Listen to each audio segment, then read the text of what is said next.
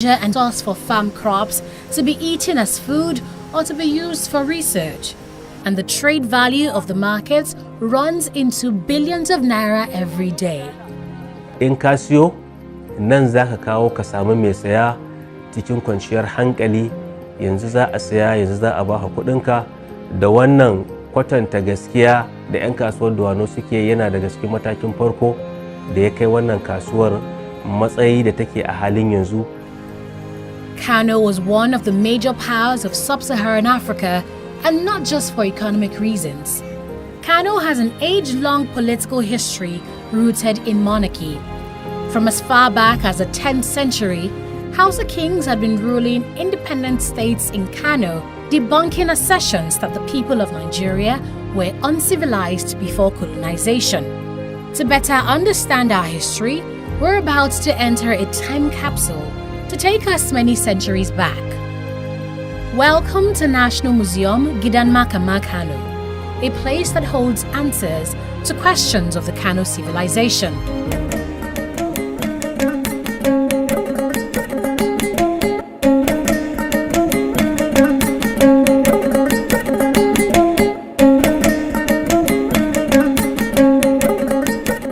In 1442, the 17th king of Kano, King Abdullahi Barja, built this structure as a residential complex for his grandson.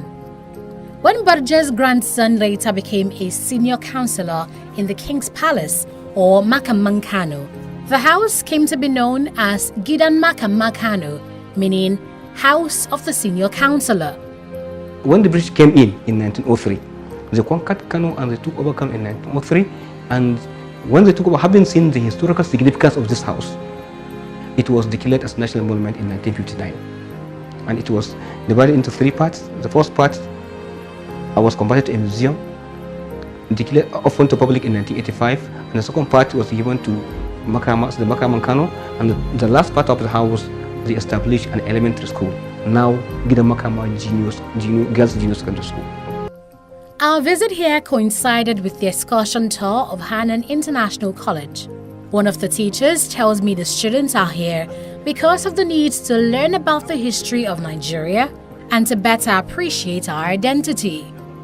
I'm very sorry to say that, unfortunately, we are killing our history by not exposing our children, by not showing them, by not celebrating our history, by not, showcasing what we have. Look at history of 700 years, 800 years, 400 years. Look at this building that's been standing for over half a millennium. And it's still standing and it's magnificent. This is local indigenous technology, indigenous knowledge. So it's something that we really need to revive. Since Gidan Makama Kano became a museum 59 years ago in 1959, tourists from all over the world come here to see the wonders of ancient Kano, like weapons of war, royal attires for the Durbar festival, musical instruments, and even a vintage experience of what a traditional room in Kano looked like.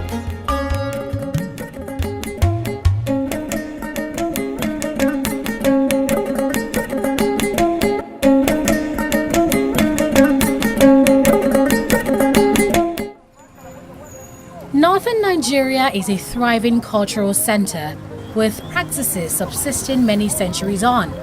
An example of this is pottery, one of the oldest forms of art. At this pottery market in Kano, traders display an array of rainbow-colored pots that have not just an aesthetic appeal, but also a functional purpose.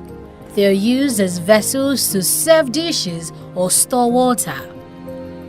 Abdurrahim first mixes clay with sand, rolls it into a ball, glazes it with ash, and then molds it into his desired shape. He learns the art of pottery making from his parents, who learns from his grandparents. From his earnings as a pots maker, he has trained 13 of his children to university level. Wayannan mutane daga ƙasa suna zuwa su saya su tafi da shi su ma su sana'a su ci riba su sassayar ga jama'a kai wannan abun har Saudiya ake kai shi a takaice kenan nan ba a ta Maiduguri, Gombe, Kaduna, Bauchi ina ne ga sunan da masu ya ko daga ina.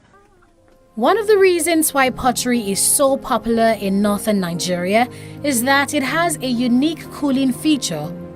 Water stored in the pots becomes as cold as though it was refrigerated, making it an ideal choice for storing water in a region that's the hottest in Nigeria.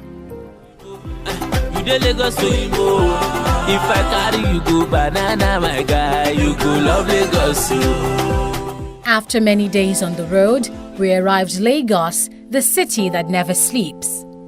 There are more people in Lagos than there are in Kano, Port Harcourt, Abuja, Aba, and Ibadan combined. It's a whopping 23 million people.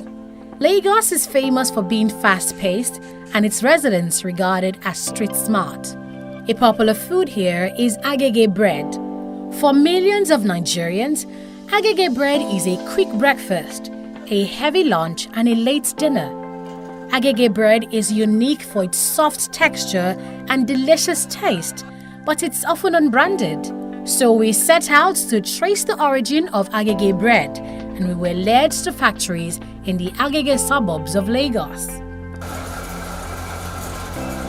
At this bakery, bakers work in a fast-paced environment, mixing flour and other ingredients, milling, scaling, molding it into shapes, leaving it to rise, and baking at a specific temperature. When the bread is ready, it's removed from the oven and is ready to be sold and eaten hot. Agege bread in terms of quality, superb. In terms of quantity, superb. In terms of price, something. There is no problem. Agege bread is a staple food. No bromate added to it. This is just simple and pure. Gbogbo ayé ló fẹ́ràn bread Agege àtẹwà gan-an. Bread wa dá púpọ̀ torí wípé kò ní bromate nínú. Bread is not a traditional Nigerian food. So how did it become so popular in the country? Oyeyemi Shitu comes from a family of bread bakers. His father began selling bread made by foreigners who lived in Nigeria as far back as the 1960s, and he has since passed the business to his children and grandchildren. Having been in the business for decades, Shitu was in the perfect position to explain how Nigerians came to love agege bread. The European merchants, they are coming to the coastal areas, particularly Lagos, Calabar, Port Harcourt, etc. So that when they came with remnants of loaves of bread from the crew, from the Navy crew, from the ship. And when they came out, they brought some certain remnants out of the ship. And that is the beginning of tasting or having much knowledge about bread in Nigeria.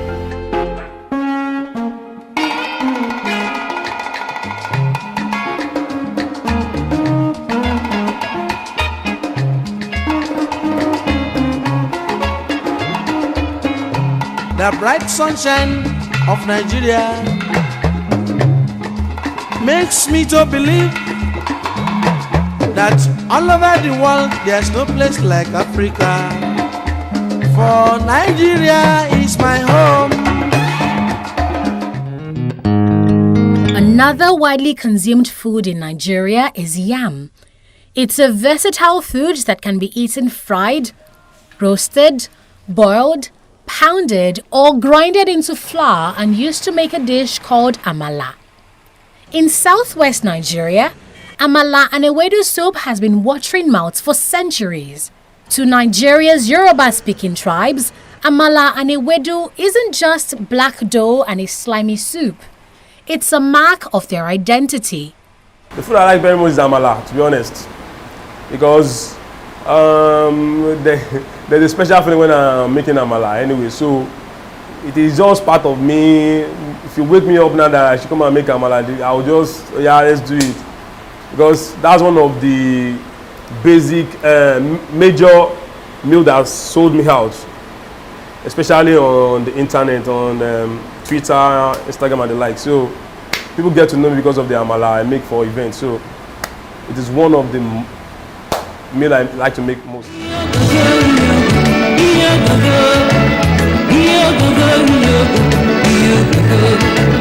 Guide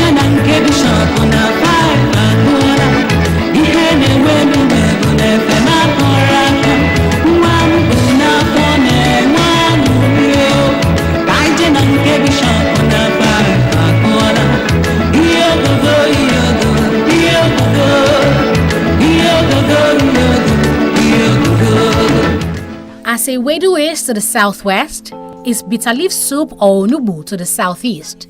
We have now trailed the scent of the local Igbo delicacy to Oraku, a village in Anambra State. Many people here grew up watching their parents plant and sell bitter leaves to earn a living, and today they do the same for their own families.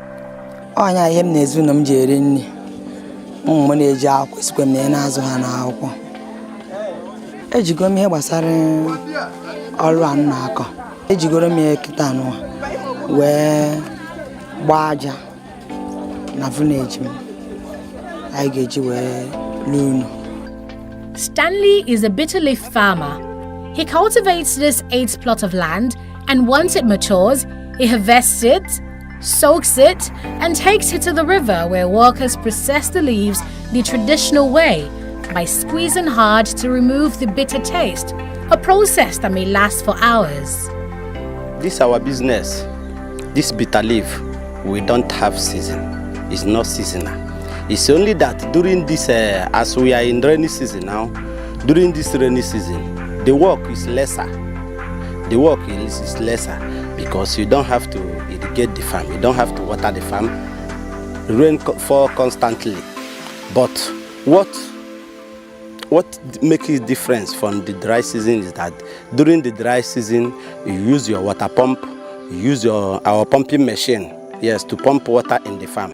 But the work during that dry season, it pays more than this rainy season because that is when you get the fruit of your labor. All that we labor during this rainy season is during the dry season that you get your money back. Bitter leaf soup is not only eaten as a delicacy among the Igbo-speaking tribes in Nigeria. Its extracts are also used to manufacture medicines, and the leaves are in high demand in international markets. Stanley says he exports as much as 100 buckets of bitter leaves per day to clients in the diaspora and can hardly keep up with the demand.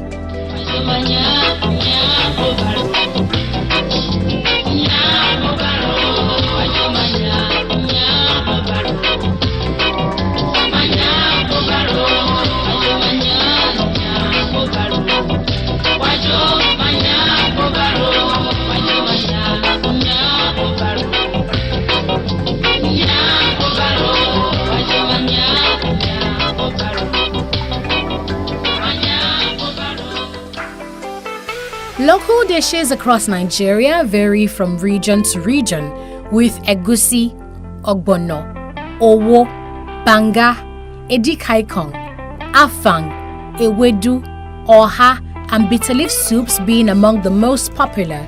They are usually eaten with swallow, a local slang for the dough made usually of cassava or yam. 24 of Nigeria's 36 states cultivate cassava, making her the world's largest producer of the crop. And we have now come to Masaka in Nasarawa State to visit the market famed for its abundant supply of yams and cassavas. I use my cassava to produce akpu. This fufu. Yes. They use cassava to produce gari, akpu, or fufu. It's only Akwa Ibom people call it fufu, but many people call it akpu. So they use it to produce gari and abacha, and so on and so forth. Every Thursday, cassava processors like Ike converge at Masaka Market to buy cassava off farmers. He owns a small gari processing factory where workers peel, wash, soak, and grind the cassava into a mash. The mash is then pressed hard to remove the raw starch, after which it's then sieved before the frying begins. The laborious process usually involves at least 10 persons working together to get the end product. But with a large market of Gari eaters in the country, demand always outweighs supply. No amount of Gari you take to the market that you won't sell, because it's a food where the rich and the poor eat. You understand? But the challenge we are having is moving them to where the consumers are. Just like bitter leaf, cassava is a multi-purpose crop. Every part of the plant, from the roots to the leaves, has both food and medicinal uses. We can get animal meal from cassava, we can get starch from cassava, we can get chemical from cassava, we can as well get food from cassava, we can as well get manure from cassava. Now, if older youth can work the way I'm doing now, I believe in the next few years to come, we'll be looking at the oil sector or the government, we won't be looking at those areas. We'll look straight on Gari business, because Gari business can give us what we want. Nigeria's strongest resource isn't in her oil or agriculture. Her economic strength is in her people, the entrepreneurs that keep the system running. One of them is Bayo Adedeji. Bayo has been serving hot, sweet-tasting snacks to Nigerians since 2016. He owns yam plantations and employs over 30 staff at his street food business. His leverage is yam, one of Nigeria's most abundant staple foods. We have taken street vending. We've taken street vending and taken it to a new level, right? Where we've made it more modernized. We've made it clean. You can look at my staff behind, they're well dressed, they're properly trained, they wash their hands before they touch the food. But basically, we are able to keep street pricing, right, for more hygienic food, and we deliver. Our bikes are going to show up here now, so our customer service team is taking orders right now, and that's what all our locations do, and that's how we drive the business. Bayo embodies the Nigerian character of hard work, resilience, and entrepreneurship. With an MBA in finance, he took off with his own business, first as a shoe retailer and then as a street food vendor in 2016. Instead of you just importing stuff, we take our own local fried yam, we grow it, we transport it, we improve it, we sell it, we distribute it, and within one economy. And now we're about to export it.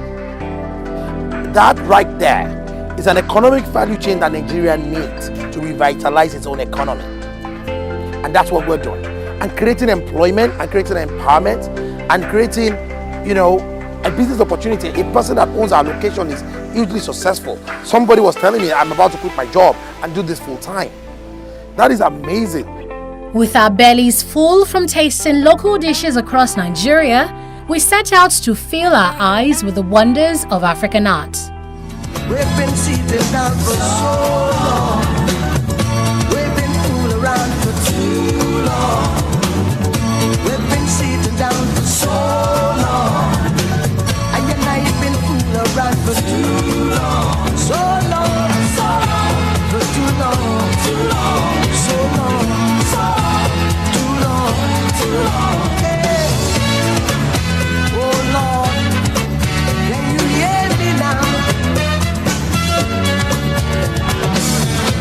Since pre-colonial times, Nigerians have been expressing their culture through sculpture, brass and bronze casting, and woodwork. The skill with which Nigerians worked wood into multi-dimensional objects fascinated foreigners so much that they stole thousands of art pieces from ancient Benin, most of which are currently in the British Museum. Foreigners might have stolen prized artworks from Nigeria, but what they couldn't steal was the essence of her art, which has been passed on many generations to modern-day sculptors like Anthony Olofin. Our culture cannot die, and that is why I'm promoting Nigeria culture and I'm promoting African culture work, because it's an unending generation. So whatever you see in our work, we are training people so that if we are no more, they are still alive to continue. It's a continuity of the job, which we collected from our forefathers. Today we are still there, and we are training people too. Tomorrow they will still be there. So it's on an ending generation. So we promote our Nigerian culture, African culture so well, both home and abroad. At Anthony's workshop, you'll find figurines depicting everyday life, traditional gods and deities, royal figures and animals. Through delicate carvings and painstaking work, Olofin portrays the Nigerian identity on wood and aims to restore pride in Nigerian arts. But even his best efforts are yet to pay off. Foreigners respect our culture than we in Nigeria. And I believe if our government should be able to focus on this thing, I'm telling you, there's money on this thing than cool oil they are talking about. There is money on this thing than agriculture they are talking about. Because it's an international work. This thing I'm doing, this thing you see here now, we have some white people, they will come with their container. Are they not benefiting from it by the time they are shifting this thing to their country? But I can do all these things 10 sets. You won't see Nigeria to participate. They'll come over and buy. But you see all these white people fighting themselves. I will pick this one, loading in on their container. How many kings you get to their house and find this kind of a share? They will start going to foreign. You can imagine, they will go into foreign and buying gold share. How many senators has kind of share in their house? We have furnishers carving shares. How many of them promote it? If you go to the presidency, you will see all those foreign shares there. So they don't think that it has value. And we are a giant of Africa. On this artwork, the sculpture, we are still the best. And that is why the white people respect this work. So I'm appealing to Nigeria, let us promote our culture. I'm appealing to the government, let us promote our culture. Why then do Nigerians seem to trivialize her art, while foreigners will pay any price to get it? I caught up with art connoisseur Sharon Okafor for answers. A prophet is not appreciated in his own hometown, like they say, because we see it all around us, everywhere. We don't appreciate them because they're everywhere. But when someone comes into our country, like a foreigner comes in, it's strange to them, it's new to them, so they appreciate it. It's just normal.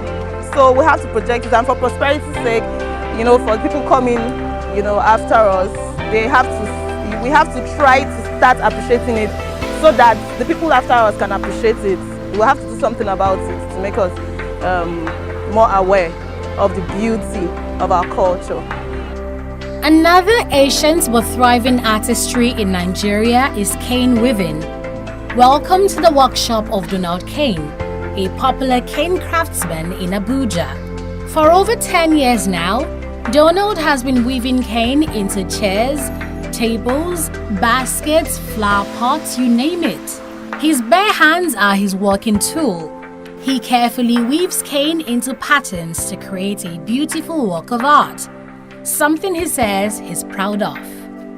This is our background, this is what we do for a living. Our forefather, they did not sew it out like other Africans did. So we will not do the same thing.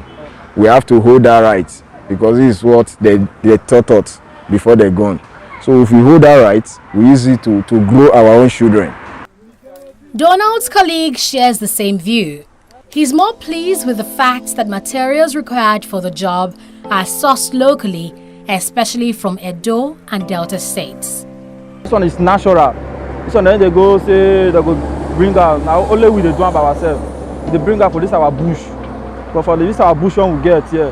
Now we get out for this one I be the thing when grow up for this our source. For the material grow up here, we know they go buy for market and for bush they go buy. That's why make us say this Africa.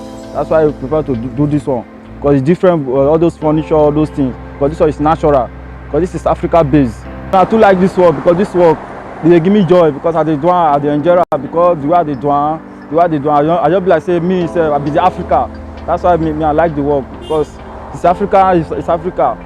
Yeah, if you do it, you gonna say yeah this one is really cultural something that you do. So you say you go admire them. Like sculpture, furniture made of cane is in high demand for export. But despite its cultural and economic value, its market potential has not been fully explored. Those are our Africans, they don't use this one. Even in the village, if you go to the village, even the royal chief, most of them don't use this one in their palace. They prefer the king palace. You put upholstery. because the first king we have, he said the pride of Africa. So the people that need it, like the Oyibos, they use it in their beach, you understand? And they use it in their tourist center, in their museum. It's a challenge. Why? It's a challenge for the new minister or for the new agricultural minister or for the new science minister to develop those ideas, and for the government to know that these things, if you don't need them, then you set it out. If you know you cannot use them, don't let them useless here. You give people that want it so that I can make use of it, because the world we are, there's no idea is waste. Modernization seems to be a big influence on how Nigerians perceive what is truly ours. And that's why Buyunuyo is working hard to improve appreciation for the textile arts called Adire or tie and dye. I look at everybody and what they wear, and we've been using too much of Western culture, kind of dressing and all those things. I'm like, why can't we bring our own fabrics, our own idea, our own African art, and put it into what they do over there and make it look like what they do there? And even when they see, they will be eager to like, I think we love what these people do. We should try something new. The people of Yoruba land began designing fabrics by tying it and dyeing it with indigo, a natural dye extracted from the leaves of plants. The dyes used these days are imported chemicals, but the art remains indigenously Nigerian. Buyunuyo was excited to explain the process of creating an Adire design. Now, after getting the fabric, depending on the kind of technique I want to use, because the chemicals, we use soda, we use sulfites, then varieties of vet dye, depending on the kind of color we want to use. Then we use twine to create the dye resist, that is the time. We use twine to tie. We don't use twine, we use raffia. Then another kind of technique we use is batik, that is the use of candle wax to create a kind of pattern on the fabric. So whatever pattern we draw on the fabric, by the time we are dipping it into the dye, those places where we have the pattern, the dye would not pass through those places. So by the time we finish dyeing and we de-wax the fabric, the pattern is going to show. After we finish that, we rinse. After rinsing off, we rinse the first time and the second time. Then when you are sure that the dye is off the fabric, we wash with soap. Then after washing it with soap, I use comfort conditioner to take out the smell, because you won't like it when you are wearing a very nice fabric and you have the odor of dye smelling all over it. It doesn't look nice. Because even by the time you powder, you'll be like, greater general you understand. Sorry, I used the Yoruba language, so I use comfort conditioner to like take out the smell, and I iron, then I package it, then I deliver. Beauty, they say, speaks for itself. That's why the art of tie and dye has been exported beyond the shores of Nigeria. And to date, Adire remains a vibrant part of the Nigerian culture. Laborers break down rocks to be used for construction. Don't look closer, open your eyes. This is Katampe Hills in Abuja, the geographical center of Nigeria as calculated by engineering company Setraco Nigeria Limited. Locals tell me the hills was formed by volcanic activity many centuries ago, and in 1999, then military governor Ibrahim Babangida officially commissioned it as the epicenter of Nigeria. But there is nothing here to prove its significance except this rusted iron plate on the hill. In fact, rather than being regarded as a tourist center, Katampe Hills is slowly being chipped away. When you don't know the value of what you have, they say that abuse is inevitable. So to them, this is just rocks and a means to an end. So they can break these rocks, use it for buildings and all of that. What we should be advocating for is the preservation of some of these sites. You understand? They don't know any better. They are just doing work and they are being paid for it. You understand? Because to them, this is just rocks.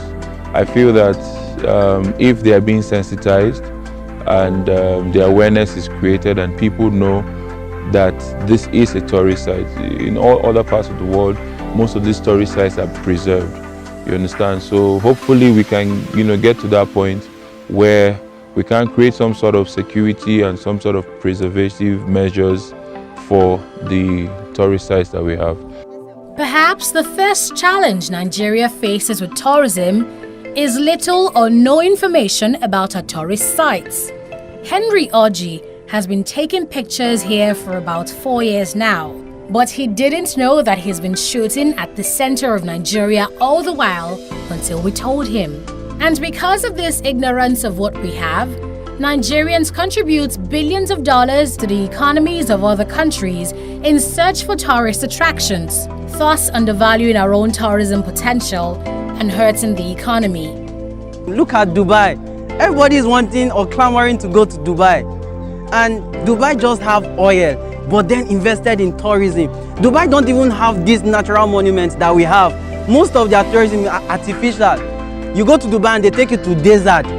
Then you go and play with sand. I don't understand. While in Yobe here, we have those things. We have those sand there. I don't understand. See, Nigeria is losing a lot.